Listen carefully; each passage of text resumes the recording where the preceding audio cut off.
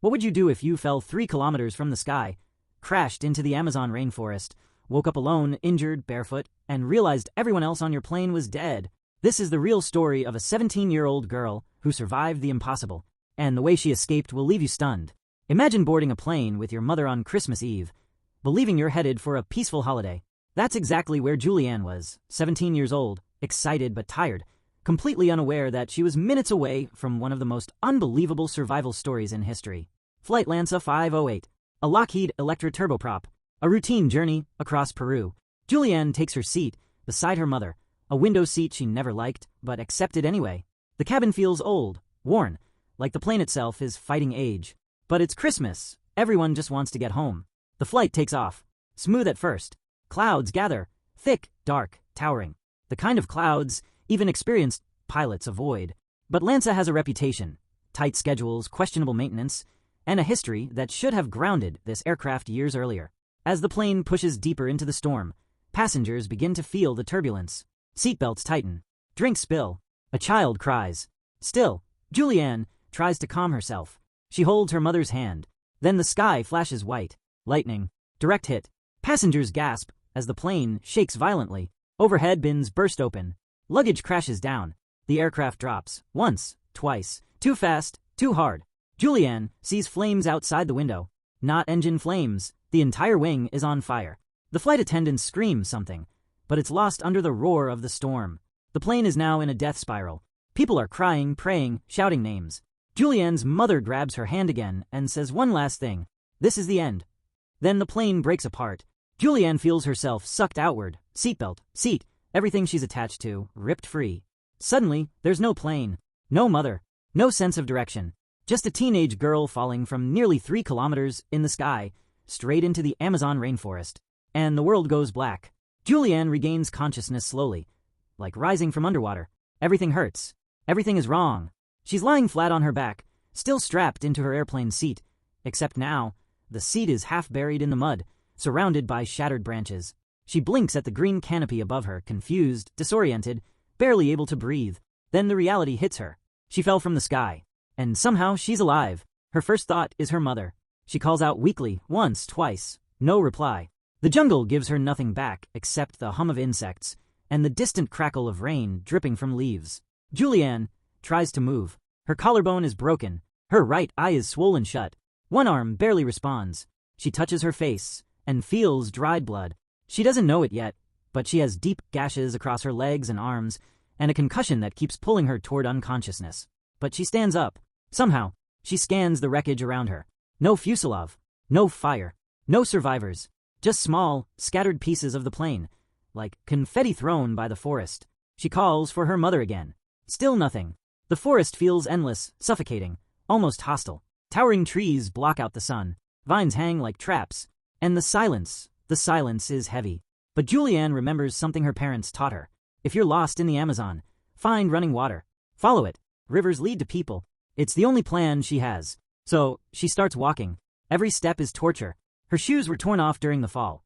She's walking barefoot through a jungle known for snakes, spiders, and insects that can kill a grown adult in hours. Her glasses are gone, leaving the world blurry. But she continues. Hours pass. Maybe a day. Time dissolves. Hunger gnaws at her. She drinks rainwater when she can. She finds a small stream and follows it, each footstep sinking into the mud. And then, she sees something. An isolated piece of wreckage. A seat. A torn bag. And near it bodies. Several of them. Still strapped to their seats. Buried into the ground at impossible angles. A wave of nausea hits her. Tears blur her vision. She forces herself closer. Terrified, she'll find her mother. She doesn't. The faces are strangers. But then she recognizes someone. Her mother's student. Dead. This is the first moment Juliane truly understands. Everyone she knew on that plane might be gone. And if she stops walking, she will be next. So she pushes deeper into the forest, wounded, alone, and with only one fragile hope.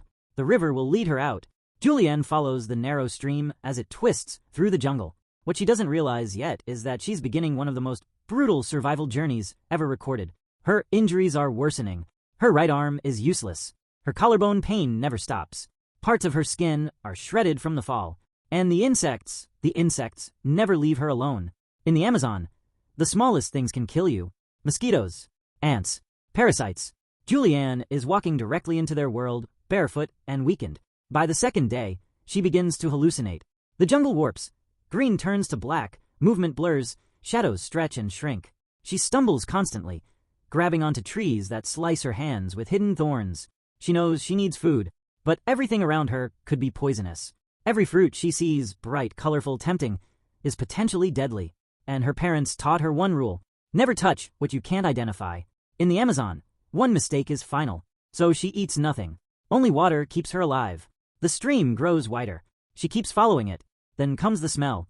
At first she thinks it's a dead animal, but the deeper she walks, the thicker it gets, sweet, heavy, unnatural. She pushes through a wall of vines and stops. In front of her is a stretch of the crash site. This one far worse. Bodies. Dozens.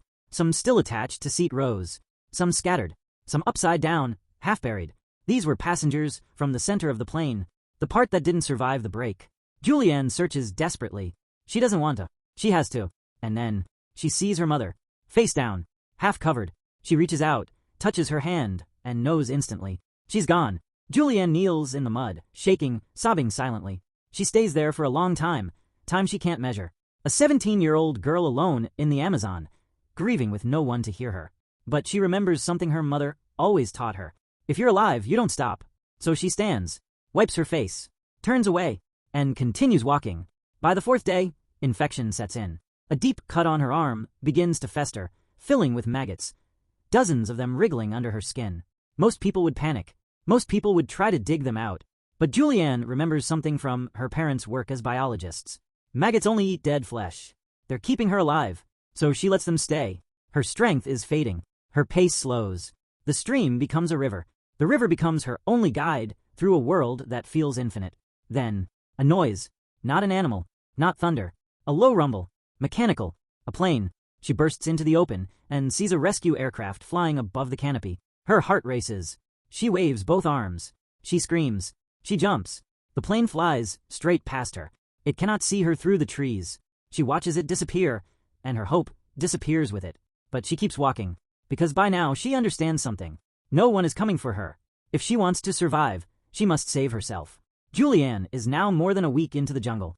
Her wounds are infected. Her body is weakening. Her legs are covered in cuts that never got a chance to heal. Her vision blurs on and off. But she keeps moving, because the river keeps moving. And in the Amazon, the river is the only thing that can guide you out of hell. The water becomes deeper, rougher. The banks narrow. Vegetation thickens until there's no place to walk. So Juliane makes a decision most people wouldn't dare. She steps into the river. At first it's only waist deep, then chest deep. Soon, the current is strong enough to knock her off her feet. But floating is easier than walking on torn skin. Floating means less pain. Floating means she's still moving forward. She lets the current carry her. Hours pass, then days. She has no idea which. Her body drifts between consciousness and delirium. Sometimes she thinks she hears voices. Sometimes she thinks someone is following her. Sometimes she thinks she sees her mother walking along the shore.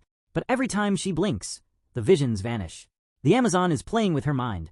On the 9th day, she wakes up on a riverbank, shivering, too weak to stand. Rain begins pouring down. She drinks it with her hands. It's the only clean water she has. She forces herself back into the river. By the 10th day, her situation becomes truly dangerous. She spots something moving ahead of her in the water. A shape. Long. Dark. Silent. A caiman. The Amazon's crocodile. It glides toward her. Eyes just above the surface. Juliane freezes in the water, heart pounding. She remembers what her father told her as a child. Caimans don't attack humans unless threatened. Move slowly. Show you're not prey. So she holds still. Completely still. The caiman approaches, circles her, then drifts away. She survives again. Barely. But her luck is thinning. Her strength almost gone. She knows one thing clearly now. She cannot survive many more days.